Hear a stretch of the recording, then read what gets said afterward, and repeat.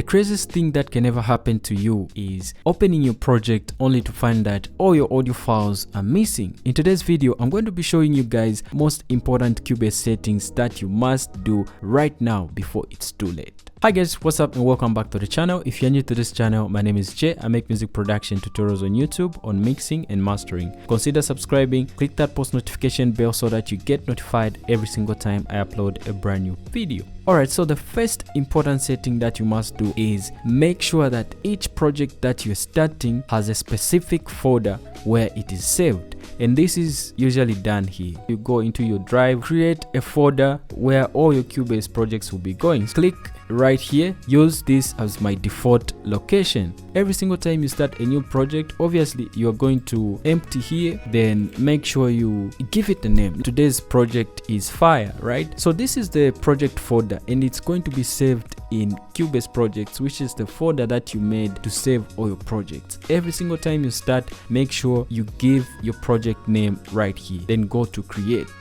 Let's move on to the next point, which is set auto backup or auto save. What this does is Cubase will be automatically saving a few versions of your project in the background so that in case anything happens, you can still recover these in the backup folder. Go to edit right here, then go to preferences, come to general right here. Make sure you tick the autosave here and set the autosave interval to 5 minutes here, and then maximum number of autosave files, so 20 is okay, or 10. All right, point number 3 is make sure you set exactly what happens to your files that you are dropping into the project. Everything that you're recording here is going directly into your project folder, which is cool, but you have things like a beat that you're just dragging and dropping into the project. So where does this one go? You need to specify where exactly it goes. If you just drag it into there without it being copied into the project folder, what that means is that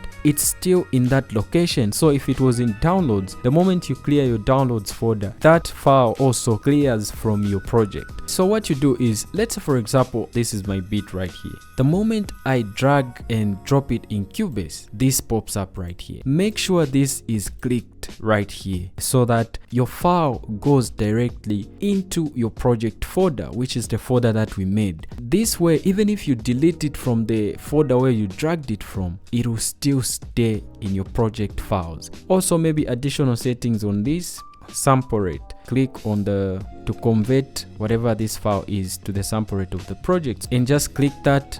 Alright guys, so these were the 3 most important settings that you must set so that you never get to lose your files in Cubase. If you found this video helpful, don't forget to give it a thumbs up. If you're new to the channel, subscribe and click that post notification bell so that you get notified the next time I post a brand new video. I'll see you in the next video. Peace.